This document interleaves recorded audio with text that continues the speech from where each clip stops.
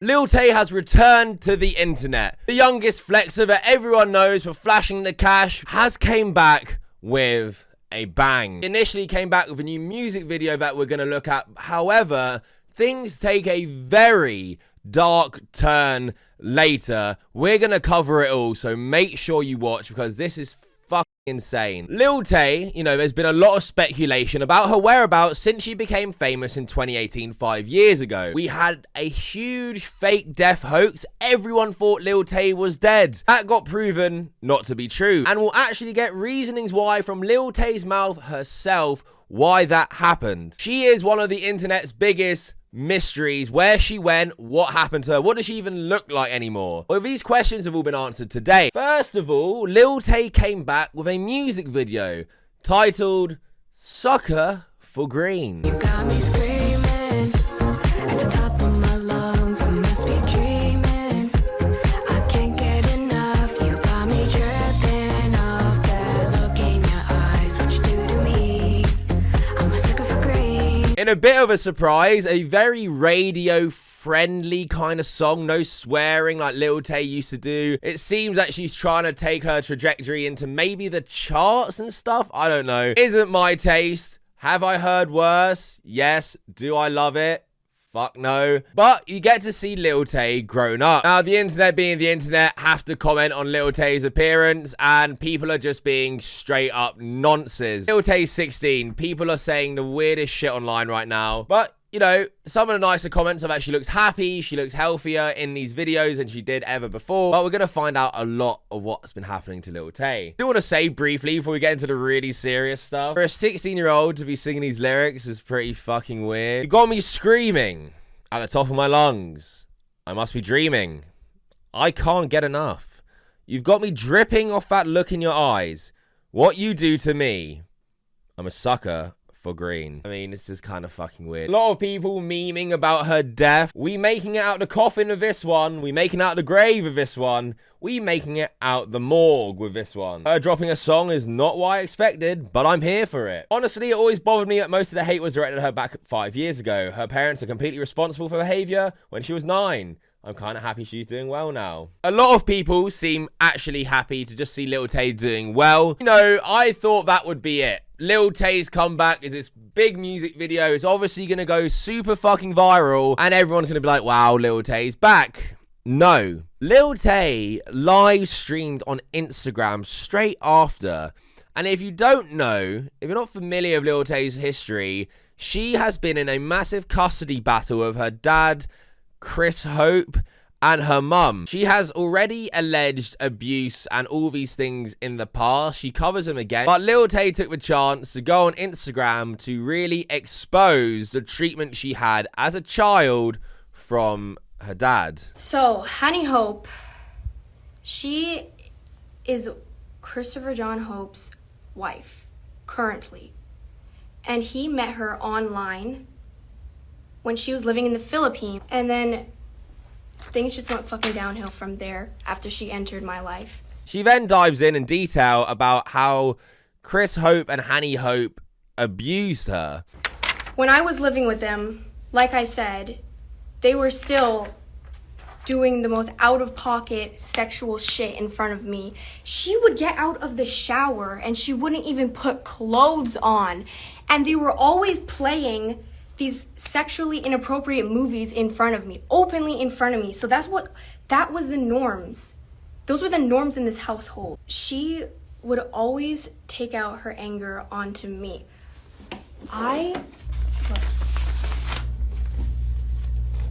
If her son did anything wrong, it would become my fault. And she punched me, she pinched me. Pinching me was a really big thing. I mean, fucking hell. Showing screenshots that we have seen before in a GoFundMe page that was made for Lil Tay ages ago. Police report, signatures, but it's hard to make out, especially because the Instagram live stream flips what she's got on. Chris mainly shoved me. And this is one of the worst incidents that happened. This is a police report. They were physically abusing me constantly. But you know, she's bringing some receipts to these allegations, and she keeps going on. Other abuse she claims happened is that they forced her to watch inappropriate horror films and things she didn't want to see, and, you know, mentally messed with her. They forced me to watch many horror movies when I was in their house. One of them was Bride of Chucky, and when they put it on, I couldn't get out of the room, and I was literally sobbing. And I tried to put my face into a pillow when they were playing the horror movie in front of me. And Honey Hope, she had me in a chokehold so I couldn't escape. And I had to sit through the entire Bride of Chucky movie when I was young as fuck. And then afterwards, there's a closet in the room. So while I was still in the chokehold, she shoved me into the closet and locked me in there. And she said, "Go play with Chucky." I thought I was going to die. I was scared as fuck. This traumatized me. They are sick ass people. This is not the only horror movie that I watched, but this is one of the most traumatizing memories that I have, is Bride of Chucky. And you gotta remember, she is just a kid still, but she was, especially when all of this was happening. You know, it's just, these allegations are just extremely fucked up. Then she says they fed her rotten, parasitic food for lunch at school, and that her actual mum had to go to school to drop off fresh lunch because she never had fresh lunch at school. They were feeding me the most disgusting ass food. Look at this. What is this shit? This is what they were packing me for lunch.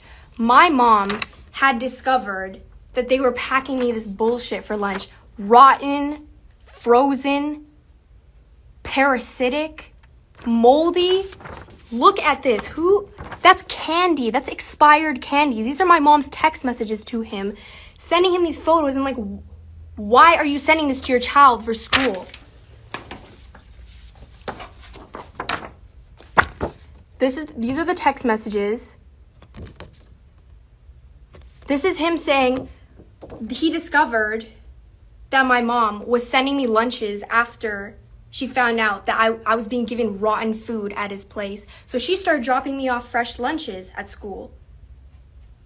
And then what does he say? He says, if she continues doing that, he will continue to deduct child support. The picture she's showing of this food, if this is actual food she was fed, is fucking disgusting. She also goes on to say that apparently she wasn't given proper clothing as a child, while the dad's new girlfriend was flaunting designer bags and, you know, living this luxury lifestyle. They did not dress me properly.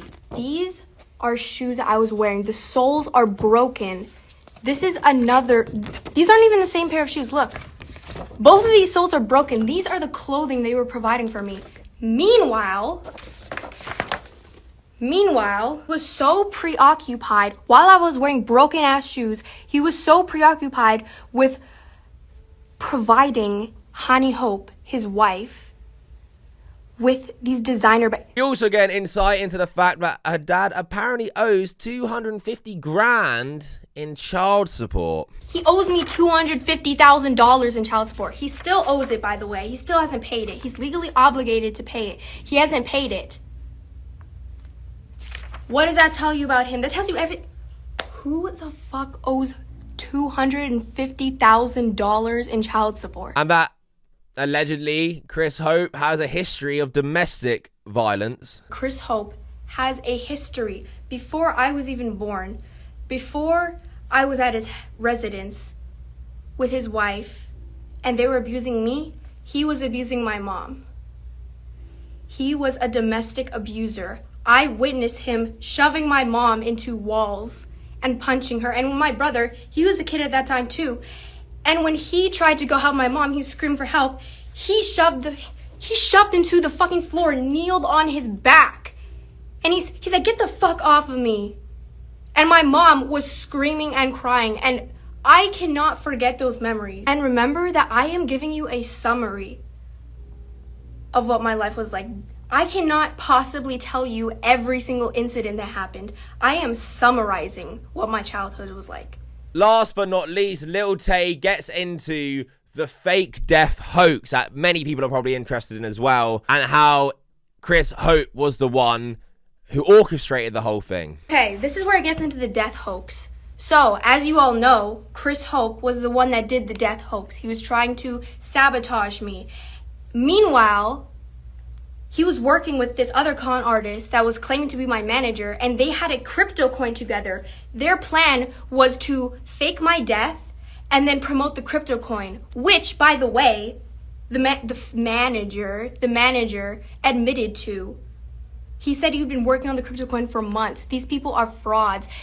This proves how much the press did not give a fuck about facts. They cared about slandering my name. They did not do any fact checking. As long as you claim to be my manager, they would just take your word for it. As long as anyone claimed that my mom got fired from her job just for controversy purposes, they would just report on it, even though it's not fucking true. The fake manager that came out and talked about Lil Tay and the dad were planning to promote a crypto coin pump and dump, probably through Lil Tay's fake death. I mean, what the actual fuck are wrong with these people if that is true? And that was all orchestrated by the dad, which I think people going hard on Lil Tay for a fake death and that apparently it's just promotion for a music video should listen to what she has to say as well, because this could very well be true, because she has revealed now that the mum put all her savings into getting Lil Tay freed from the dad and getting her back, and she is actually free now. Biggest takeaway,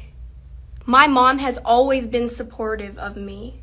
She's been there for me my entire life, and we had both been abused by Christopher John Hope, my abusive absentee father. He is not the fucking good guy here.